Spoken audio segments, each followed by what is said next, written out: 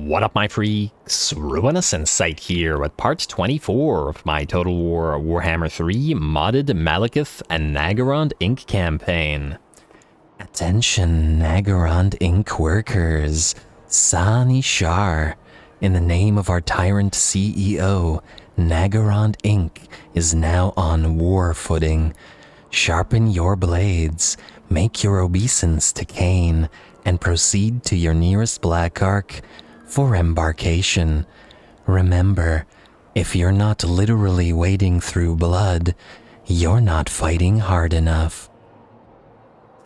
Anyway, as we saw last time, we destroyed the Silver Tower of Sorcerers, or rather deleted the army there, culminating in the destruction of the Decadent Host. We will not be seeing Sigvald again, and we just have the Crag to clean up here, which we will be able to do this turn. More importantly, we are now on proper war footing. Up until now, everything's just been border skirmishes with the northern forces of the of Chaos and of course the lizards, but now we have actual threatening armies arrayed against us. Alariel has arrived with three full stacks in tow, and Tyrion we saw is probably moving towards us as well, and I doubt that's the only stack he has, as he is 8th in terms of strength, just a little bit weaker than Alariel, but probably similar amounts of armies due to the AI having a tendency to do so, or have them. It's gonna be an interesting few turns as we try to hold on to the territories that we have while sending our armies to deal with this, as they're not quite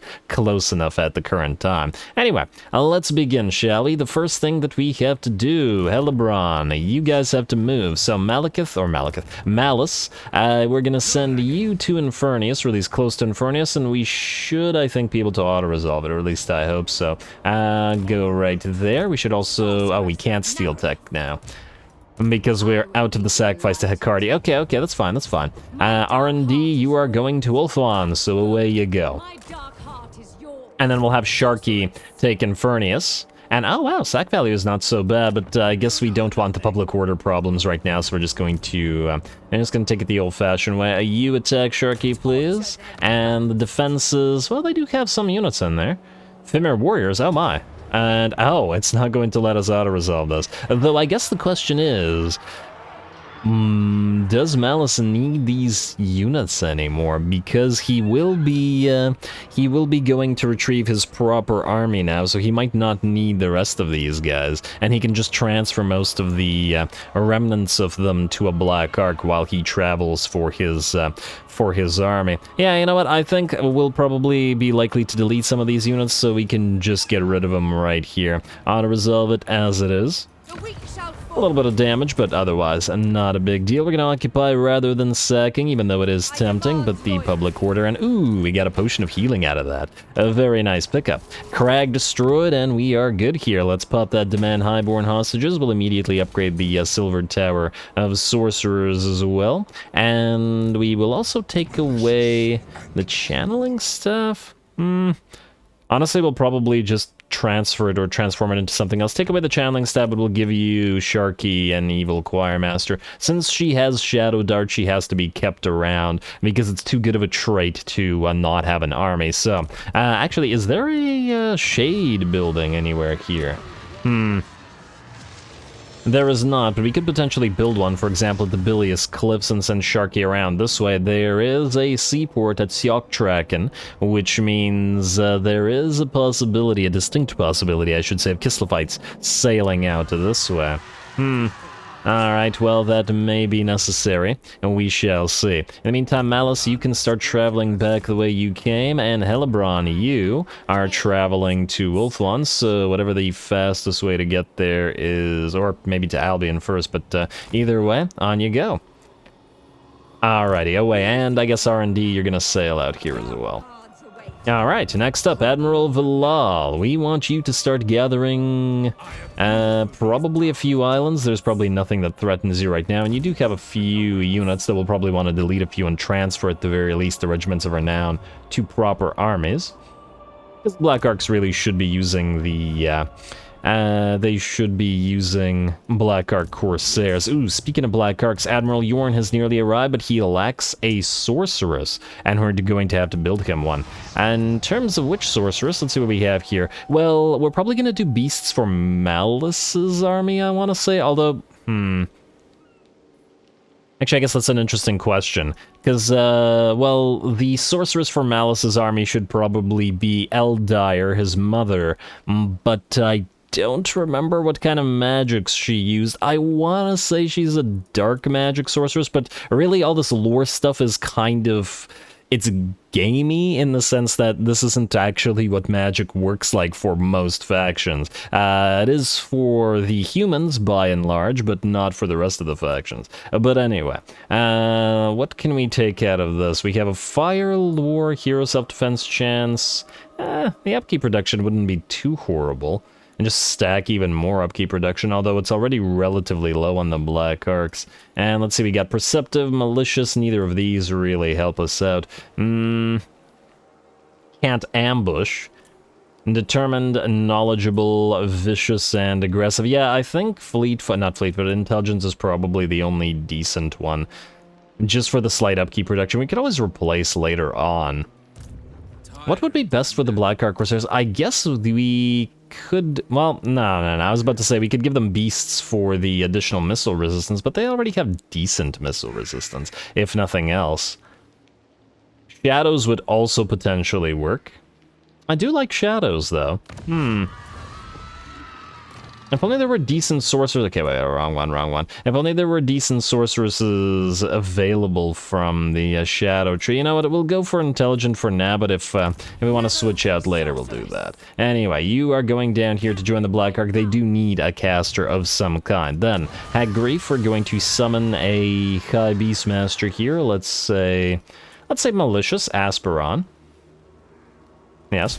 Alrighty, and you are... Wait. So, Admiral Leech, you're going to leave the place for a second or so. Just move out here. Asperon, you are going to be another recruiter. This is also going to be another recruiter, but he's also going to ferry units. I think this doesn't fit, so I'm just going to do this here, like so. Then we're going to get you Route Marcher and recruitee stuff. Too bad we can't get these at level 10 yet, but we will eventually. And maybe they'll level up out of recruitment over time. In fact, there's no maybe about it, but yeah. Server is what we want here, and I guess we could get Draftmaster as well. Casualties captured, no. Iron Disciplinarian, Draftmaster, and is there anything here that would be of use other than trying to get to Renowned and Feared?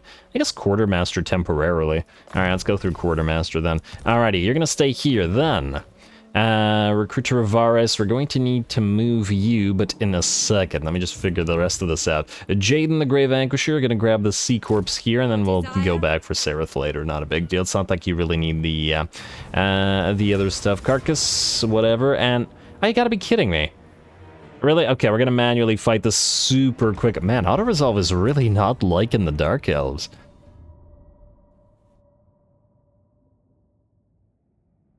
It's okay, it's not a big deal. I'll try to max speed through this. We got proper battles. I really want to see what Alariel does, even if it'll be last stand battles where Alariel's 3 stacks attack. Last stand battles are always pretty darn fun to watch. So I'd love to watch them. If we can get past this. Alright, thank you. Yeah, I'm really thinking of trying to, and I know I feel like I say this every campaign, should really look into some sort of like auto-resolve cheat mod where you have like a button to just auto-win an auto-resolve, because some auto-resolves make absolutely no sense. Like, you absolutely shouldn't be taking damage to them. But the game doesn't think in that manner. And obviously that's easily abusable, but, you know, it's a single-player game, who cares? Or at least the campaign is single-player. Alrighty, let's just set everybody up real quick, or as quick as I can manage here. Oh, you know what? You guys should be on the flanks like so, and like... So, and I think we're good. Okay, you know what? You guys can actually be here, providing a little bit of bonus range damage to everybody else, and you can rush forward. Alright, start deployment. Oh, we should probably take away that Helm of Discord, as she does not need it, but that's fine. We'll keep the artillery pieces firing as normal, I think, for now. And let's do... I'd love to hit 4, not 3. Come on, come on. And, okay, nice shot. And there we go. That looks like 4 to me. Come on, come on, come on, before they move away. Nice. Oh, they actually hit 5. Fantastic. Alright, well, we'll let the artillery pieces do their work while you move away, hopefully without taking too much damage. I don't want to order the artillery pieces to fire specific units because they might switch targets in a way that we don't like, but I will, however, speed this up a little bit. And then wait until we get another cast going, like so, and then we'll cast it again. Ooh, and you know what? That's a big blob of enemies. Let's do that. Overcast, and then back you away before you take too much damage. Not that I expect there will be too much damage taken, mind you, but I just want to be a little bit wary of it. Anyway, let's, do we target specific units now? I think we target specific units now. We want to spread the enemy around, essentially, so that they, the maximum amount of them stay back. And you are moving in, but you're about to get hit by a lot of dark shards. Actually, not that many dark shards, but nonetheless, enough dark shards. There we go. That does not look like a pleasant place to be. That is a lot of hits coming in, a lot of armor-piercing hits coming in, I should say. And a couple more hits. I see that you're disintegrating. And down you go. Alright, fantastic. Alrighty, how our artillery piece is not moving. Perfect. And we should probably fire on that zombie part. Gunnery Mob, Doomfire Warlocks. Move in, hit the enemy with a Soul Blight right there. And then get ready for that Lesser Doom Bolt. Fantastic. Wait until the Doom Bolt hits and then charge on in. Wait for it. Wait for it. There we go. Alright. And how's the battle going otherwise? It looks okay to me. You guys are all pretty much done for. Just make sure that the enemy range units are hit. Doomfire Warlocks are in. Range units are firing. In fact, I probably want to target you specifically. And Doomfire Warlocks now get out. Not that it'll matter, because we'll all heal up to full anyway. I guess we could have watched the rest of the enemy units die rather than just immediately speeding it up. Oh, that's the effect from the Doom Bolt is still there. Interesting. I didn't think that it would, kind of a neat effect. I didn't think that it would be this persistent on the map, as in I thought it would be disappearing. Hey, Doomfire Warlocks are relatively fine. You did get hurt a little bit, but you haven't lost a lot of, models, so you're fine. And now we can speed it up as the rest of the battle is over. Probably could cast another Flock of Doom briefly. Nah, there's no need. Alright, we're done. Lovely. And auto-resolve, rude. just rude. How are we going to actually lose unit? And not only that, but the unit that the auto-resolve was saying we were going to lose was the Dark Riders with repeater crossbows, the Skirmish Cav. Probably the least likely unit to be destroyed of all of them. And yes, the enemy has range units, but why would we use our Skirmish Cav in such a way that they'd all immediately get killed? And yes, I know that the AI, if the AI were playing it, that's exactly what it would do, because the AI is an idiot with Skirmish Cav, but nonetheless. We can take the... Ooh, that's tempting. You know what? We're gonna go for the slaves for now, because we have border problems, and we're going to make some adjustments, i.e. build a few more walls. And, hey, Black Stab, hello. Huh. Augmented Winds of... Oh, so this is another Power of Darkness, eh? We could give that to somebody... I got 6,000 money as well.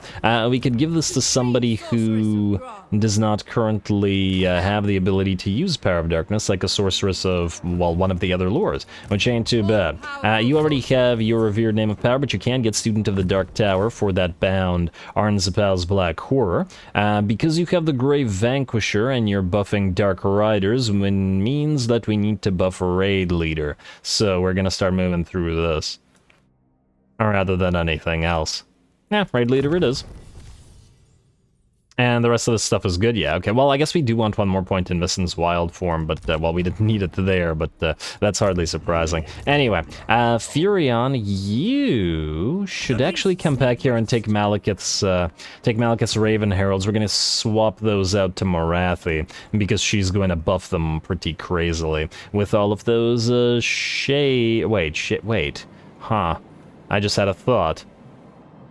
Does the buff for... Where are we here? Where is Sharky? Does Shadow Dart affect only Shades? Yeah, okay, it does only affect Shades. I wanted to double check whether it affects the Dark Riders. I guess the Dark Rider buffs from the from the other army. From this army would work, however. But are they going to be better than the buffs? Yeah, see, the Raven Heralds are there, but are they going to be better than Morathi's buffs? I somehow doubt it. Because she does buff Dark Riders with a lot of the stuff that she's going to get, or at the very least the assassins in her army will all do so. So Raven Heralds are included in this, and yeah, okay. And she's probably going to have more assassins than anybody else. So that's the way we're doing it. Anyway, I'm back to moving everybody before we can end the turn and hopefully fight ourselves a big old fight. Recruiter Vares head down to the Remnants of Battle here. It should be a small enough force for the Blackguard to be able to take it out, I would think.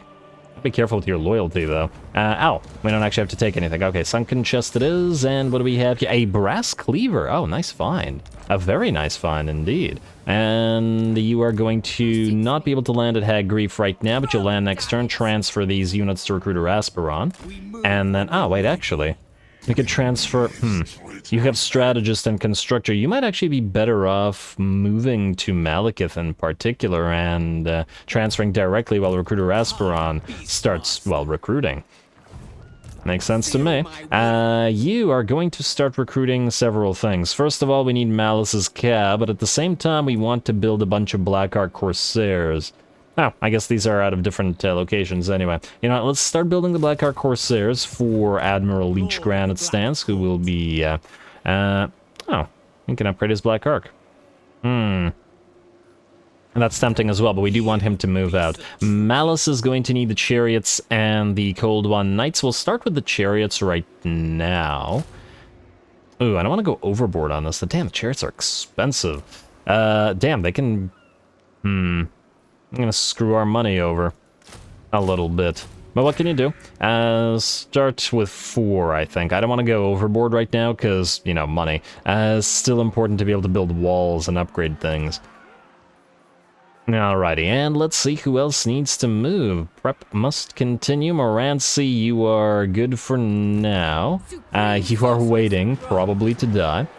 And I believe that's it. Ooh, yes, the Shenshar, the Hand of Wrath. You are going to be Sylar Thornblood. Sylar Thornblood, the Hand of Wrath? No. Sylar Thornblood, and you are going to join Malice because you're one of his loyal retainers. Kind of forced to be loyal for those who are familiar with the Malice comics, not the books. Although Malice is kind of, I don't know, he kind of wavers. Sometimes you think he's just not very nice to his retainers, let's say that, but other times he really seems to care for his men. I guess because he sees them, as there is a Dark Elf tendency, as his property. He really cares for, you know, preserving his army and his retainers and whatnot. Anyway, let's get back to doing what we need to do here. I feel like I had to summon another Lord somewhere, but I no longer recall exactly where that was. Recruiter Aspiron, the other Recruiter Aspiron, you're going to be transferring these forces to Admiral Moksha, our new Black Arc. Can you build anything, by the way? No, you cannot. Okay, well, I guess if there is something to build, I don't remember what it is, so we will bypass it. Then, with the small amount of money we have remaining, let's just double check. Great Turtle Isle, not you. Twisted Glade, Karant Kar. Dread Bulwark, oh! Karant Kar, you're ready for the Slave Traders' Palaces. It's actually a decent addition to the defenses here as well. Plus the 50 slaves per turn. We do need slaves per turn right now pretty badly, damn. Do we want to cancel Cold One Chairs? You know what, let's just save the money, we can build it next turn, it's not a huge deal. Building upgrades available, skip unassigned skill points, skip outpost available, still skip, because we still can't build anything useful from the dwarfs, at least not yet. They're really slow to grow, but that's their nature, I guess. Anyway, let's end the turn and let's see what the enemy's got for us. Just want to double check that there's not another trade agreement. There is with Warhost of the Apocalypse.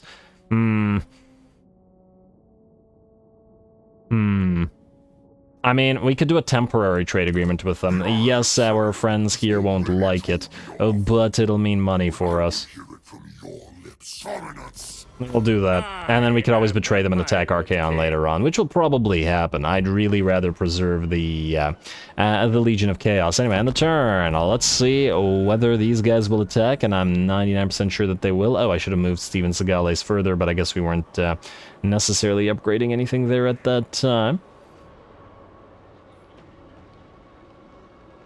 Supervisor for Malekith, is that the movement range trait? Ah, they will indeed attack with 2 stacks, not 3. Okay, well, that's a little bit better. We will still not be able to win this because not only do they have a Lariel with all that healing, and by the looks of it, a fairly high level, but also the Sword of Cain, as well as some solid high-level units. That said, I do expect we should be able to do a fairly solid amount of damage to the enemy army, and if nothing else, it'll be a nice last stand. So here we go.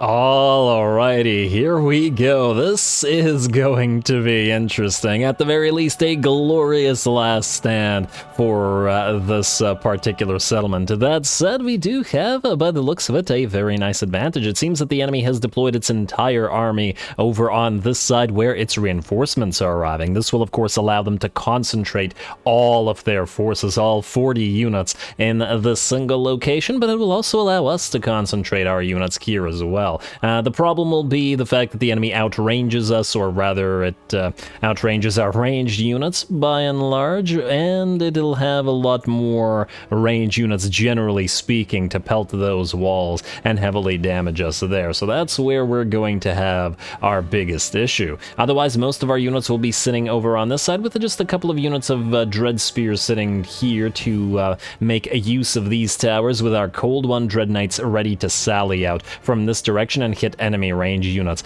if possible, or to chase them down depending on how this particular battle goes. We can also swap out the Dread Spears here for units that get hurt as they get wrecked up on top of the walls. Anyway, the battle will begin with the enemy sending its Great Eagles forth and attacking the Harganeth Executioners here. Possibly a decent choice, and we're actually going to stop all of our range units from firing such that they don't kill the Executioners. They should be able to handle the Eagles just fine, especially with the help of the Death Hag, and in a few seconds, our unit of Cold One Dread Knights, specifically the Knights of the Ebon Maw, and they are the Regiment of Renown, rather, looking pretty good as well. Can't wait to see how good they are when Malice is using them, but they'll get there eventually. Anyway, time to take out those Eagles. Also, while we're waiting for the rest of the enemy army to arrive and killing the occasional Eagle, unfortunately we did not reach the like and common threshold of 330 last time around, so to compensate we will be either lowering the episode length or slightly reducing the episode length, or possibly the time posted. I will give it some thought, assuming that we don't reach a threshold again this time around. Anyway, the battle is now begun, at the very least, with the enemy units marching forward with all of their range units and beginning to pelt our units up on top of the walls. Unfortunately, we only have 2 units of Dark Shards with shields, rather, so those 2 units will be taking a lot less damage, but the units that don't have the shields are going to start getting hurt very quickly. We do have a tower, however, that is quite nice, a tier 4 tower out here that is going to be able to be just in range to do damage to all of these enemy range units, although the balance of power is very much in the enemy's favor without counting the extra reinforcing units that are going to move on to the field yet. So yeah, gonna be an interesting one. Anyway, here we go. We're going to get our first cast of the day, and it's a Burning Head moving at least to some degree through the enemy in one direction and then crisscrossing with a Shadows of Anlek, a breath ability bound to our army to hit them. The Burning Head will move right through, by the looks of it, these white lines as well, and clip, at the very least, another unit of archers, which is nice. And let's see, will it end before it reaches the reinforcements?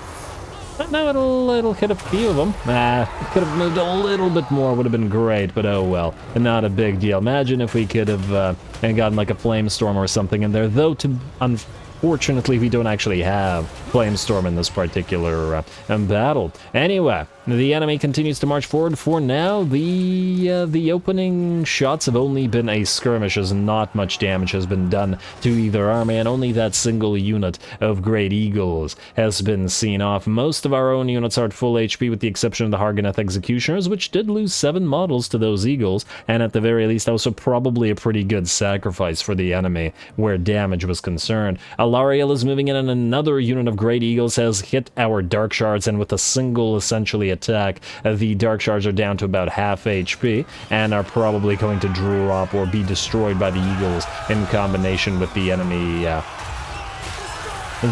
ranged attacks.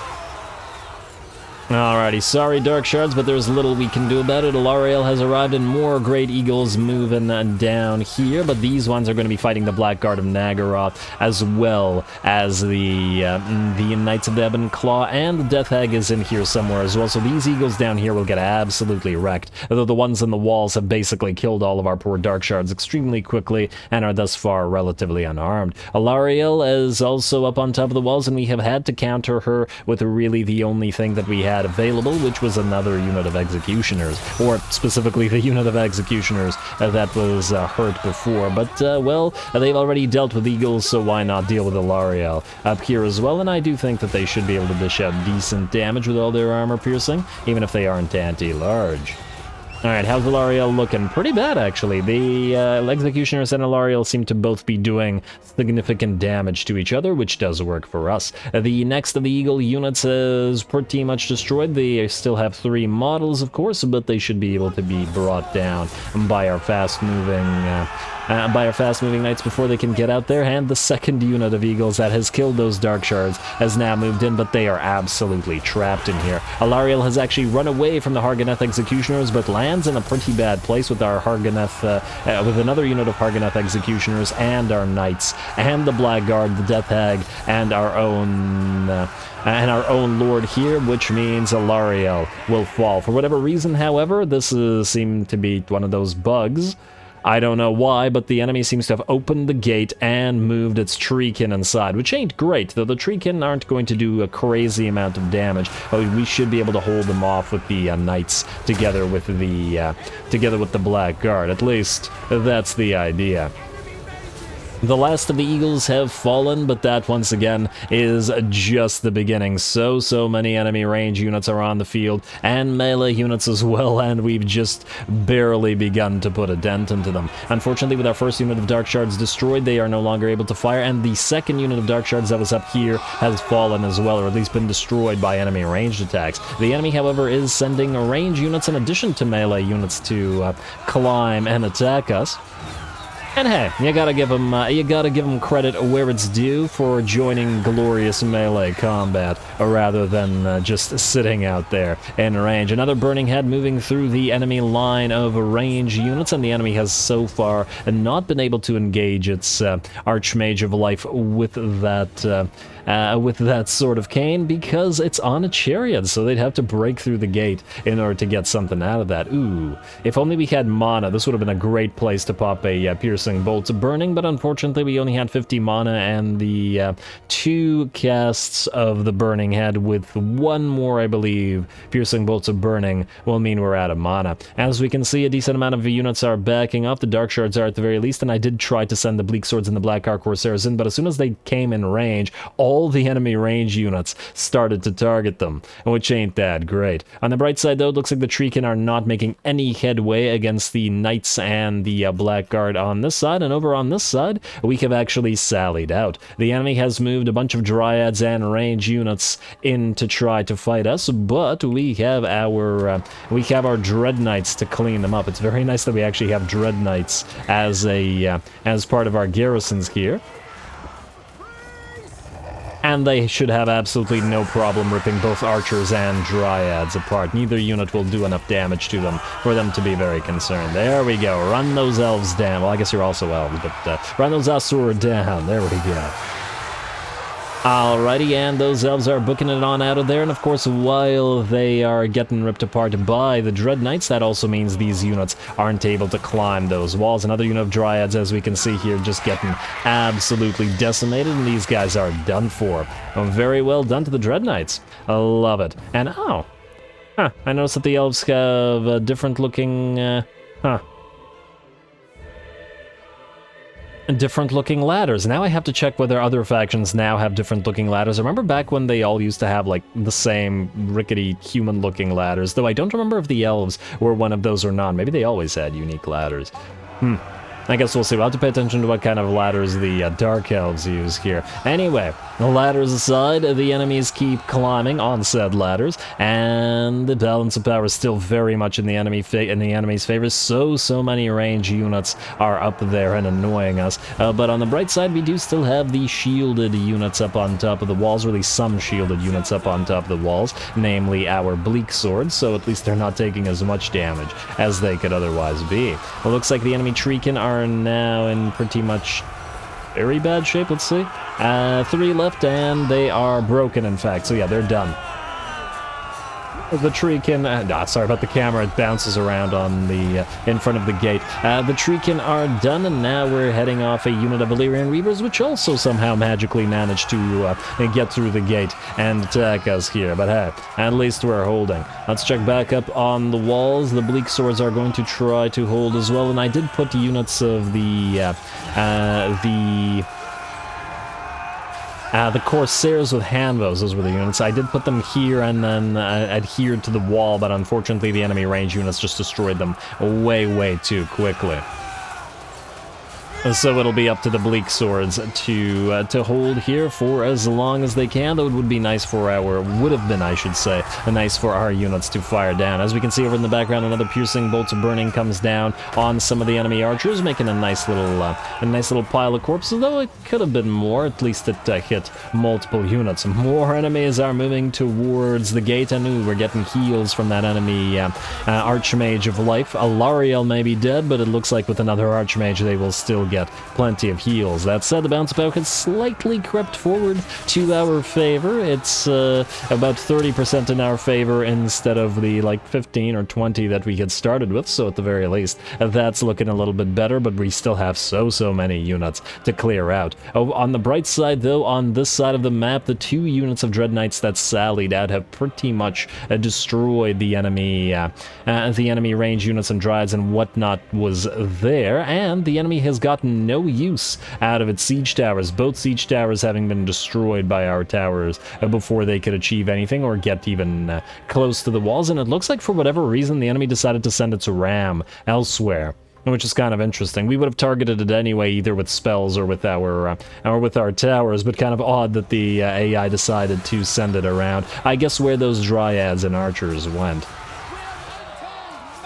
And look at all those Shadow Warriors and Archers still firing away. Can't really do too much about it, as we're basically out of range units altogether. Now they all took way too much damage in the shootout, and it is only our towers that are dishing out the damage now. Though we are still holding on top of the walls, still some Bleak Swords up here, and we can always move the remnants of our Executioners up there, who are currently hugging the walls together with the Black Guard of Naggarond, such that they can't be targeted by the enemy range units. Over on this side, we're also going to wait to attack those White Lions, but there is certainly a possibility that we will attack them once they get a little bit closer, and especially if we can hit them with our own range towers as well, to dish out a little bit of damage before we hit them with our knights. Anyway, just keep holding the walls, and honestly, as long as the enemy is climbing the walls, they're actually doing us a favor, because they're shielding our units by putting units on those ladders, or even if the enemy units do rather continue to fire, they will continue damaging their units in the back, less so, or more so rather, than our units who have their shields front.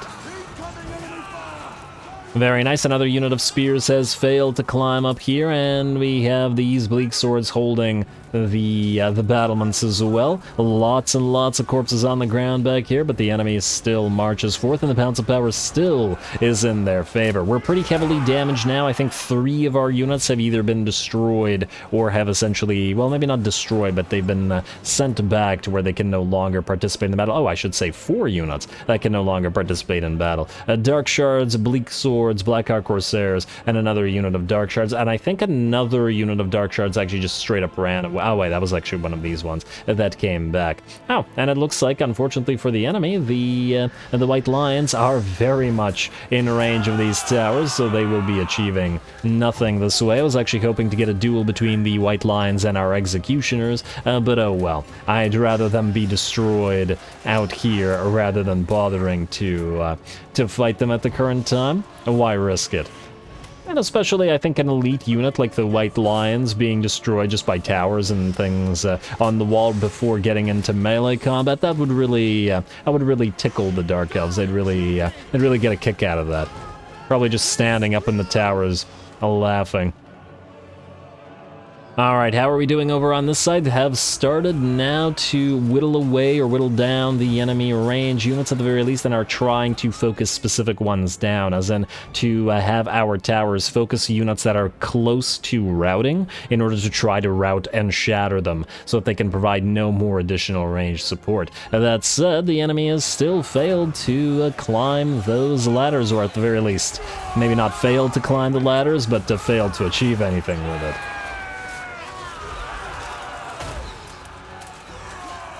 Alrighty. Very nice that Alariel and those Eagles didn't sacrifice themselves, but, well, we had a lot of decent units down there that were very effective against the Eagles. So either way, they would have died eventually, because we could have sent the Death Hag and our Blackguard of Naggarond up on those walls. Without the Eagles, the enemy's having a lot of a real tough time in dealing with our units just with infantry and missile infantry. Our units of the Dread Knights have also arrived, and it looks like they're going to make a mincemeat out of the remnants of those White Lions and feed them to their cold ones. Very, very nice. And no ram either for them, as it looks like the ram was destroyed as well, and they're not going to get through. Fantastic. And the ram fades away, but the corpses don't. Interesting. I wonder why. Wait, did the towers didn't fade away? Why did the ram fade away? Well, either way. Away. And let's see what we have here. Another unit of Treekin, and there's a Handmaiden of the Everqueen, a couple units of spears that the enemy has not yet sent up to the wall, but there doesn't appear to be all that many units of infantry, at the very least, remaining. There is still the concern... Oh, look, they're sending the Sisters of Avalorn to climb and fight. That seems like a bad idea. They're gonna have no vigor, and they're bleeding on top of that. Oh, you gotta love the bleed. The thing that we get for, I forget the name of the ability, sacrificing or using Malekith's Witch King's authority.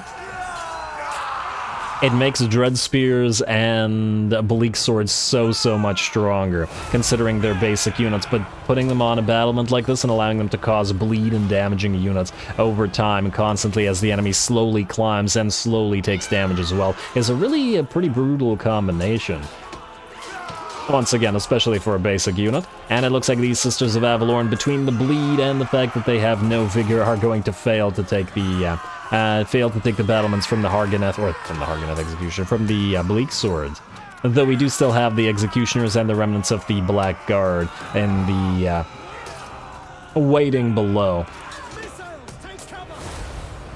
Though at this point the Executioners are pretty badly hurt, though the Blackguard at least have been preserved. Looks like these guys are out, and it's time for us to sally. The balance of power has actually shifted in our favor, and the Blackguard, with their reasonable HP remaining, will give chase to at least those archers and whatever else they can catch. They also have our Dread Knights, who are going to sally out as well and catch whatever they can. In fact, it looks like there's the Handmaiden of the Everqueen.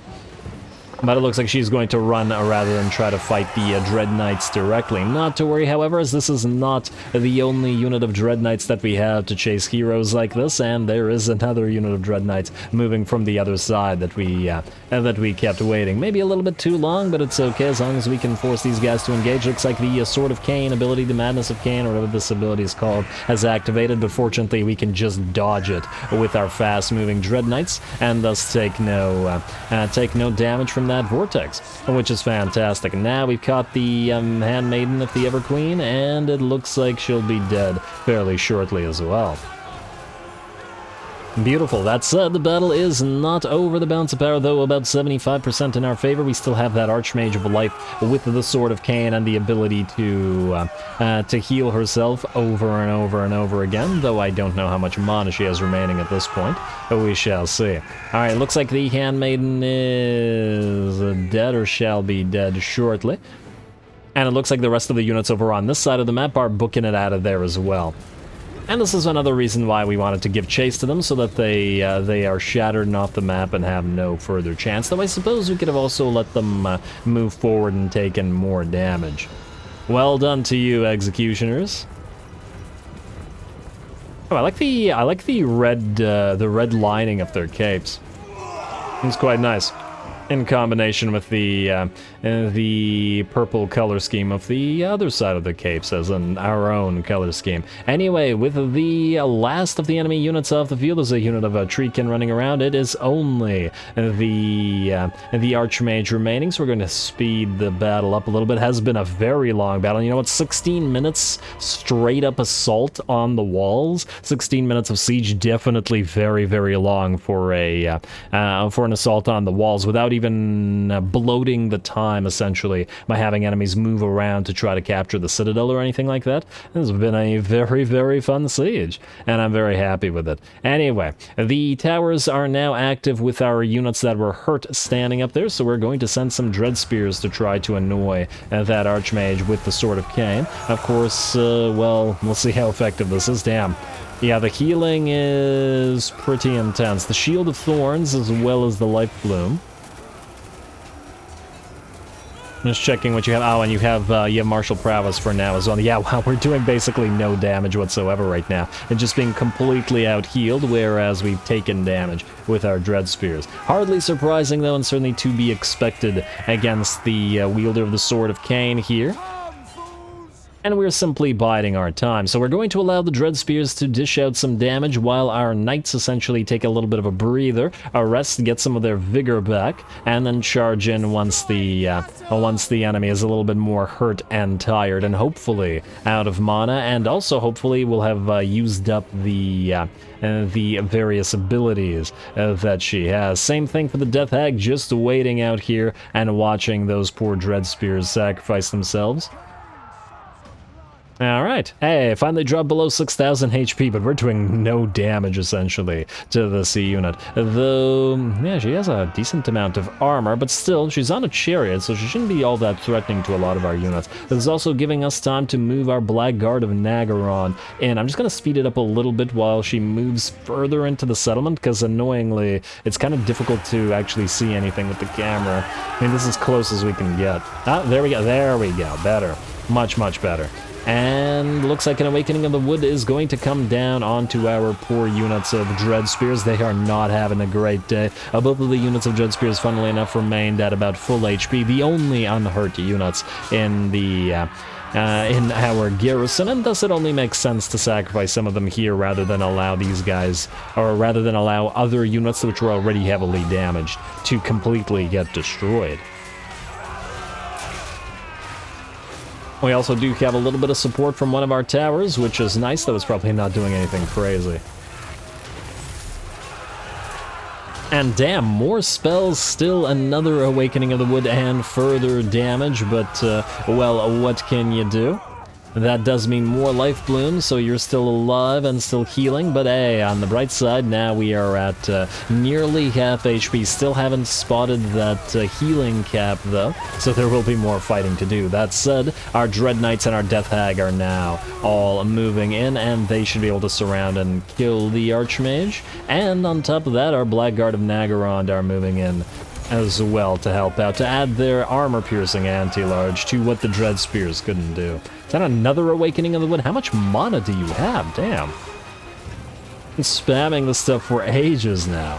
And, ooh, Shield of Thorns as well, so they've got melee damage reflection. Probably not great for our units here, but, well, we just gotta work on this over time. This is a Sword of Cain wielder after all, with that 30 ward save.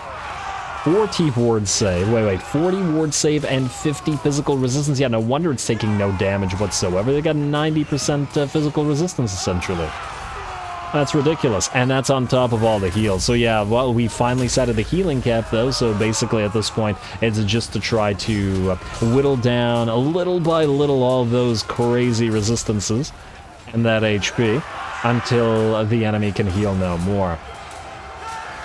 Blackguard of Naggarond working together with the Executioners and the Dread Knights now. It looks like the enemy doesn't have something like a Dwellers Below, which would have been devastating. Here, we also had to send our Knights of the Ebon Claw back, as they've taken a decent chunk of damage themselves. Alright, just a little more by the looks of it. 1,000 HP. That healing cap is moving to about half as well.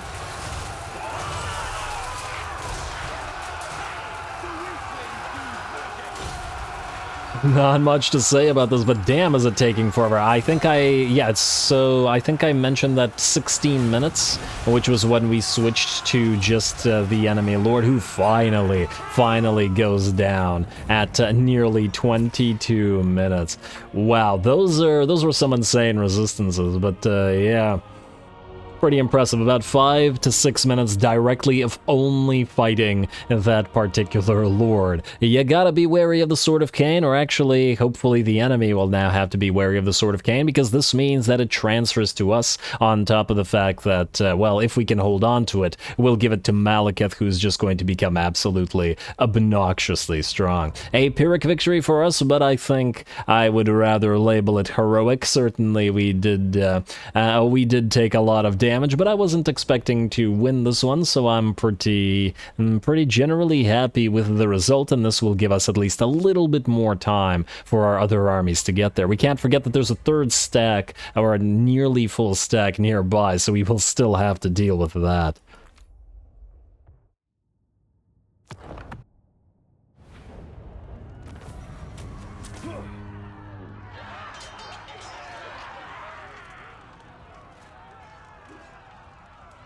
Ooh, well, alright, we actually managed to pull that one off. It was at least in part due to the AI's idiocy, though, I don't know, concentrating force in a single area on an enemy settlement can be very beneficial, but it could also work against you. It really depends, because on the one hand, we only had 2 of our towers attacking them most of the time, rather than like 12 or whatever we could have if they had completely surrounded us, but at the same time, we were also able to concentrate our own infantry forces to defend the place. It was a pretty interesting fight. Sword of Cain is crazy, though. I can't wait to get it on Malekith, but yeah, that was a Chariot Lord and a Mage Chariot Lord. Probably the worst possible matchup that Lord could be for the holder of the Sword of Cain, and still managed to dish out 40,000 damage, and was so difficult to bring down by all of our Dread Knights and Elites and whatnot. Anyway, in terms of what we gotta do here, ooh, 3.1k isn't anything crazy. I think we're better off enslaving A for the slaves and B for the slight amount of replenishment. Oh, too bad I can't replenish the settlement garrison. One of the problems with getting an army in there. I do think that it's kind of dumb that the replenishment doesn't extend to the second reinforcing army. Why wouldn't they replenish at all? Just at least make it like half of its replenishment, but do something. Because it's silly when you're putting a lord, especially a single lord, in a garrison to defend it, and suddenly the garrison gets nothing out of the win. But oh well, we will overcome. Enslave. Now, I guess the question is, will they re-siege? And the answer is, it looks like they will, but that's another turn that they're going to have to wait. We don't have any breaches in the wall either, so they will have to attack, but they do have another full stack ready to go here, and it will also once again mean that we won't be able to siege, unfortunately. What do we have here? Ooh, Happy Populace, whatever this is, yes. Akhenet the Sorceress of Fire who was going to rebel anyway. Happy Populace, +5 control faction-wide, yes, coerce. Fantastic. And we are not... Ooh, well... I guess the thing is they're probably going to reclaim it next turn, so we may as well use it against them, and then Thoshelray will just kill off Thoshelray later on to transfer the sword to Malekith. We're not going to return the Sword of Cain, though, and that's for sure. Yeah, so we'll claim it for ourselves. We won't be able to keep it on this lord, but hey, it's something. And control own local province, chance of which you defeated Delaria. It's not horrible. I like the chance of... well, actually, it's only 10%. No. Actually, it's not that good. I thought that they had changed Neverqueen to be a better buff, but apparently not the case. But anyway, Settlement besieged again. The Twisted Glade, the Great Turtle Isle besieged. Arnheim besieged. What? Oh, okay, fair enough. Golden Colossus, oh, it's these guys besieging. Yeah, that's fine. Recruiter of Vares, a loyalty crisis averted. Fantastic, up to +5 now, which is great because you need to A, get to Malekith, and B, get to this place. I assume that they'll attack again, so we won't be able to use these guys to help, but we're getting closer at the very least. Beautiful. Morancy loyalty low. Rikarth is ready for duty. Ooh, that's nice. So, first of all, Rikarth, we are going to get you on the field. Hey, we get extra casualty replenishment out of witch drafts as well. Gleeful task mission aborted because I guess the target of whatever that was is now dead. You, Morancy, are going to attack Harrison here.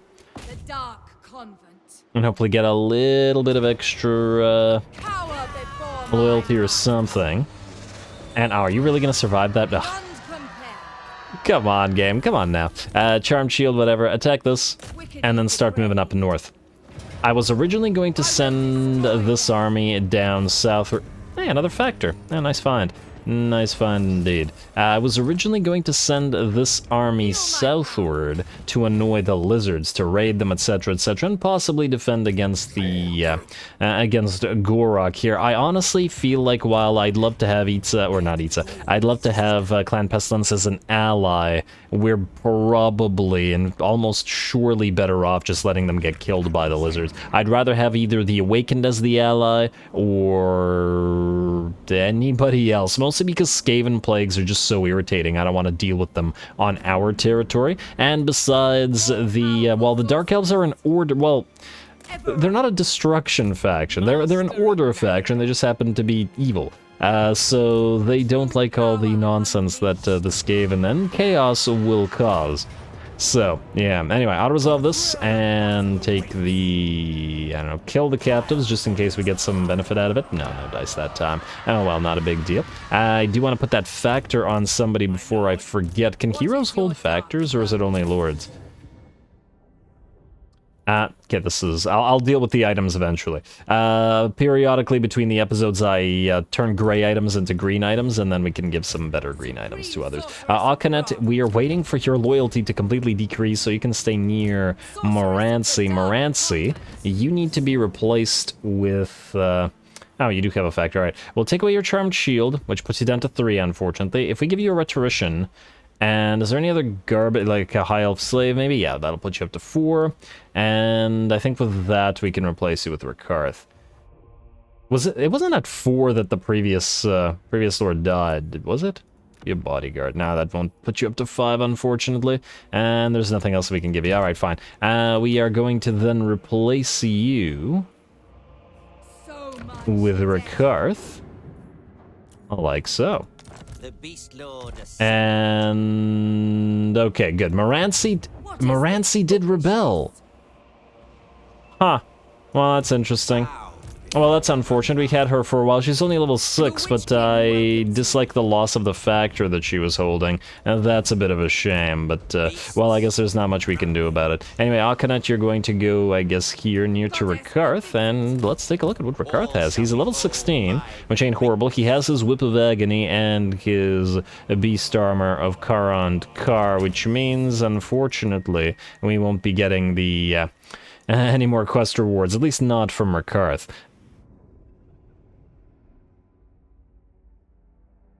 Ooh, I like that cloak. Yeah, Rakarth looking pretty awesome, yeah, got to admit. Can't wait to see him in combat. Now, what do we have here? First of all, we have Carrion Crow, so upkeep production for Harpies units. I guess we can temporarily make him a Harpy army and just make it for free while we need the money. Although, what's his reduction on regular beast units? Unfortunately, we won't have access to his pens, but no, well. Let's see, Scourge, okay, this is only for Lord's army, so Scourge Runner Chariots and Reaper Bolt Throwers gain Harpy Claw ammunition, which we will get. We have stock for various Cold One and Cold One Knights, but funnily enough, this won't be all that useful to us, and oh, recruit rank for Cold One Knights, Cold One Dread Knights, and Cold One Chariots, we're about to recruit those for Malus. And he does have Brachus. And let's see, Frost Breath for Charybdis and melee attack for War Hydra and passive ability Abyssal Howl rather for Hydra. So he obviously wants lots of Charybdises and Hydras. Anyway, I do think that we have no choice but to reset his skills. They're kind of stupid. At least the way that the AI has done them. Passive ability, Beast Lord's Presence, stops Rampage and Leadership. Oh, well, that's just swell. Okay, you know what? We'll deal with this, I think, next time. That was a pretty darn long battle, and there was a lot of, there's a lot of stuff to consider now this turn. There was another Lord being sieged, wasn't there? Yeah, Jaden, you are going to do this real quick. And just so I don't forget next time. And there we go. Seraph Golden Battle. Hey, a Fencer's Blade's also always a nice pickup. Anyway, with that, I am going to call the episode next time. We will probably have to defend again against this full stack, as I imagine they will attack. We do still have some forces remaining, although unfortunately the Death Hag will be of no more use to us here. We've also lost the... We've lost the buff that we got from the reward, but not a big deal. Malekith, however, is going to be able to draw closer, a couple turns away by the looks of it, from getting his Black Guard and then landing here. We'll have to also figure out a way to, if we manage to keep it, depending, to transfer the Sword of Cain directly to Malekith, although the control reduction does kind of hurt right now. This is not a time that we wanted and will probably want to counteract it, but there's no way that Malekith would let go of the Sword of Cain. We are also nearing to Profit, which will give us a +5 control bonus faction-wide for 10 turns, which will help us counteract the Public Order thing at least a little bit, but we'll have to probably deal with the Public Order, generally speaking. Anyway, lots to do. We are, as I said at the beginning, on a war footing, and the invasion of Ulthuan will begin shortly. Morathi will probably sail out, Malekith will sail towards the remnants of Alariel's forces, and we must retake Tor Anlek, the seat of Anarion. And what do we have here? Black Citadel of Anlek, Anarion himself on Saturday. Yeah, exactly. Blah, blah, blah, that's fine. We do want to take it, although it is a red territory, so maybe we can bypass it for taking a few of these things. It would be nice to start holding those gates and just preventing the enemy from moving from inside the donut and penning them in here, though I also don't want Nakari to get too strong. Anyway, for like the 15th time, don't forget to leave a like and comment, especially to Threshold, even though we have... apparently, I guess, been dropping below, but oh well. All glory to the algorithm, more to come, and thanks for watching.